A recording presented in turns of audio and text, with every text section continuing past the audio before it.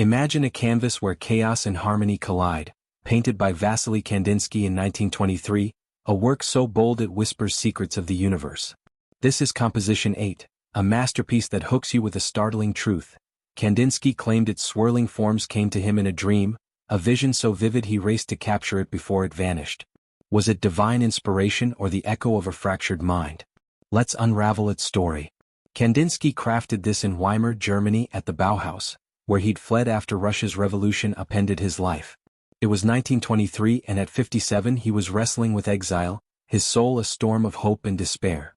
Inspired by music, particularly Schoenberg's atonal compositions, and his belief that art could transcend the material, he obsessed over translating emotion into color and form. Struggles loomed. The Bauhaus' rigid structure clashed with his free spirit, and financial strain tested his resolve. Yet, he painted with fervor, driven by a mystical conviction that shapes held spiritual power, his mind a canvas of synesthetic visions where sound became sight. The artistic process was a symphony of abstraction. Kandinsky wielded oil on canvas with a conductor's precision, layering vibrant blues, fiery reds, and stark blacks into a dynamic composition that pulses like a heartbeat. His brushstrokes, bold and sweeping for the geometric shapes, delicate for the floating circles, create a tension between order and chaos, the canvas a battlefield of intersecting lines and arcs that draw the eye in spiraling dance. Unique features emerge, the interplay of sharp angles and soft curves, the way colors bleed into one another, suggesting a cosmic narrative.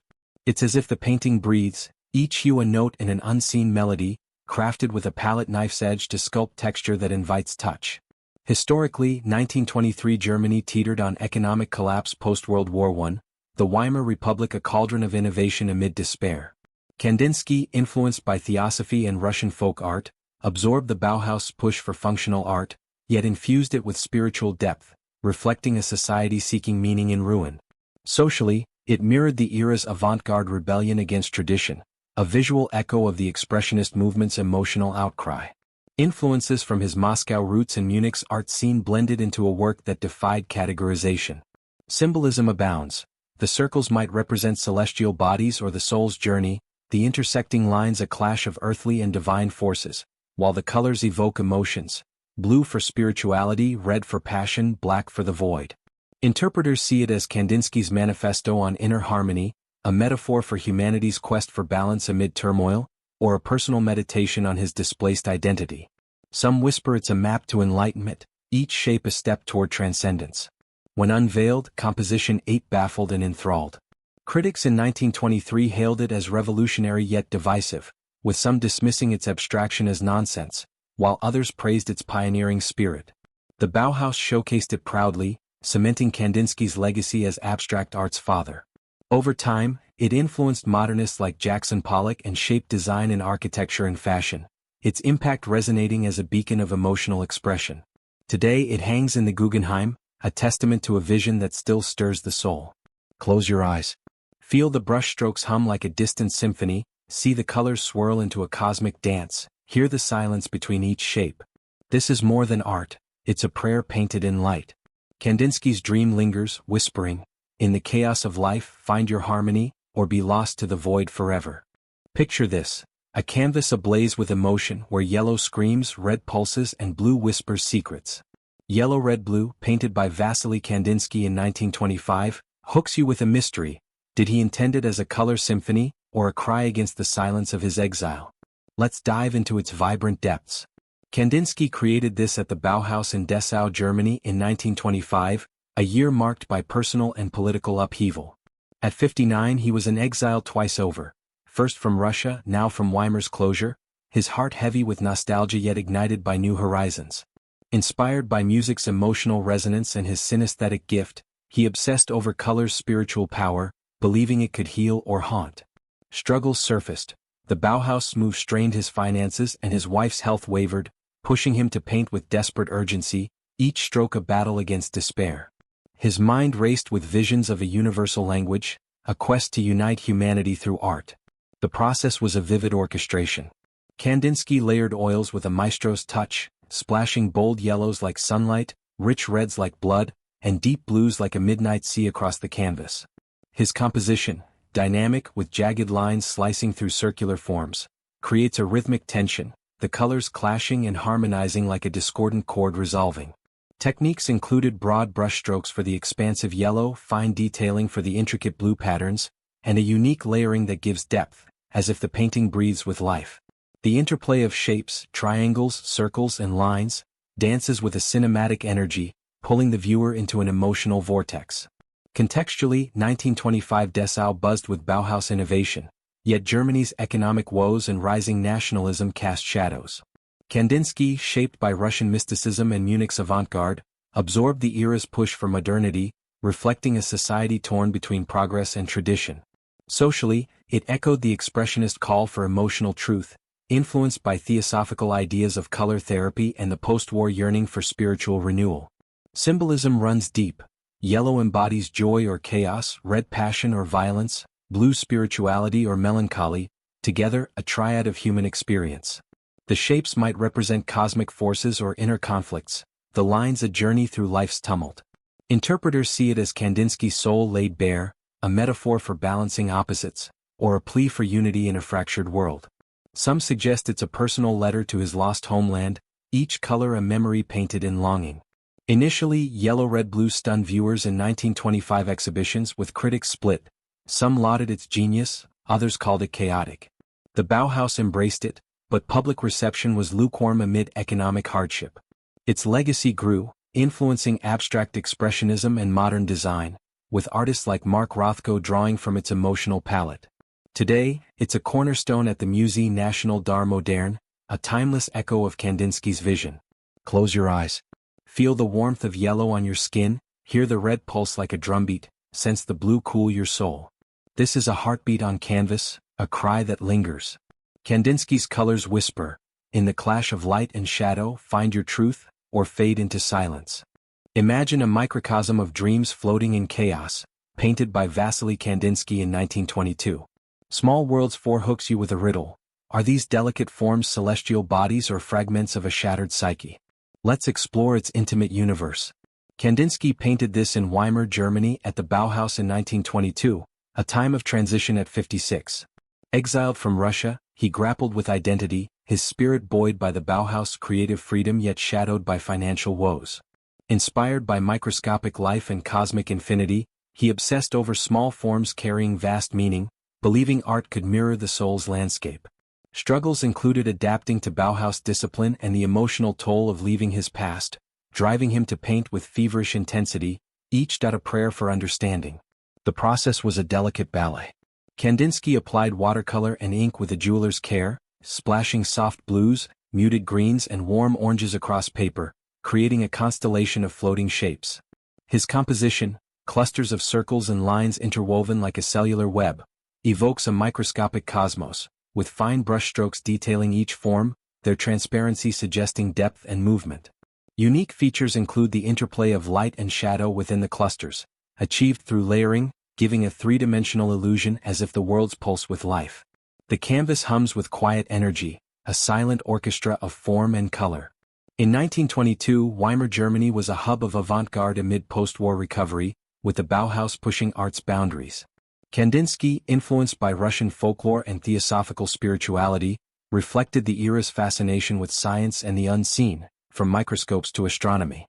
Socially, it mirrored a world seeking order in chaos, shaped by the expressionist focus on inner experience and the hope of rebuilding after devastation. Symbolism thrives. The small worlds might represent individual souls or planets in a vast cosmos, the lines connecting them a metaphor for universal unity or isolation. Interpreters see it as Kandinsky's meditation on life's fragility, a microcosm of his own displacement, or a vision of harmony amid disorder.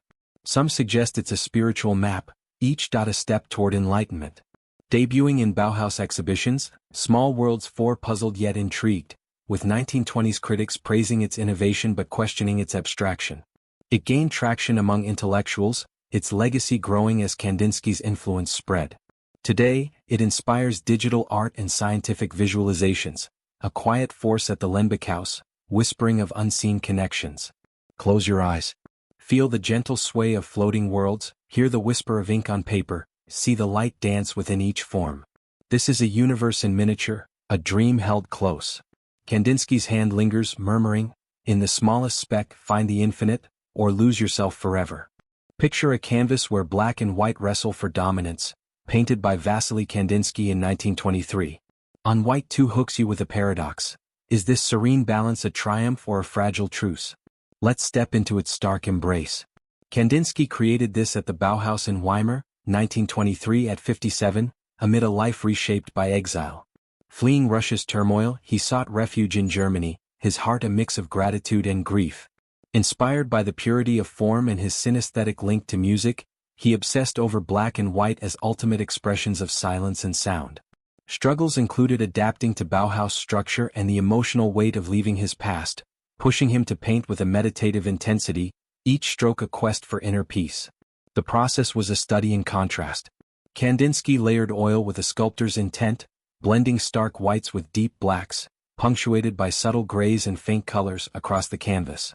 His composition, geometric shapes like squares and circles overlapping in a rhythmic dance, creates a tension that resolves into harmony, with fine lines and bold blocks interplaying like notes in a silent score.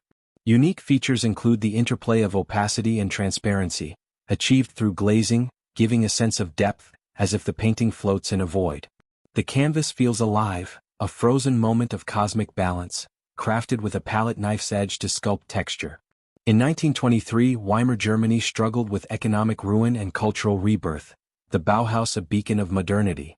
Kandinsky, shaped by Russian iconography and Munich's avant-garde, reflected the era's search for order amid chaos, influenced by Theosophy's spiritual geometry and the expressionist focus on inner truth. Socially, it echoed a society rebuilding identity, a visual prayer for stability in turbulent times. Symbolism resonates. White signifies purity or infinity, black the void or mystery, their dance a metaphor for life's duality, creation and destruction. Interpreters see it as Kandinsky's meditation on balance, a personal allegory for his exile's tensions, or a universal quest for harmony. Some suggest it's a spiritual canvas, each shape a soul's journey toward light. Initially shown in 1923, on White 2 divided opinions. Critics admired its elegance but questioned its starkness amid vibrant trends. The Bauhaus championed it, and its legacy grew, influencing minimalism and modern design. Today it resides at the Centre Pompidou, a timeless reflection of Kandinsky's vision. Close your eyes. Feel the cool white wash over you, hear the black silent weight, see the shapes align in quiet dance. This is a stillness carved in color. Kandinsky's spirit whispers, in the balance of light and dark, find your peace, or drift into the abyss. Imagine a canvas ignited by a single hue, where orange blazes like a dying sun. Orange, painted by Vasily Kandinsky in 1923, hooks you with a burning question. Is this a celebration or a warning? Let's step into its fiery glow. Kandinsky crafted this at the Bauhaus in Weimar, 1923 at 57, his life a tapestry of displacement. Exiled from Russia, he channeled his restless energy into art, his heart warmed by the Bauhaus' creative pulse yet chilled by personal loss. Inspired by the vibrancy of color theory and his synesthetic link to warmth, he obsessed over orange as a symbol of life's intensity. Struggles included financial strain and the emotional toll of exile, driving him to paint with a fiery urgency, each stroke a defiance against fading hope. The process was a blaze of emotion. Kandinsky applied oil with a painter's passion, flooding the canvas with radiant oranges, accented by hints of red and yellow, creating a pulsating composition.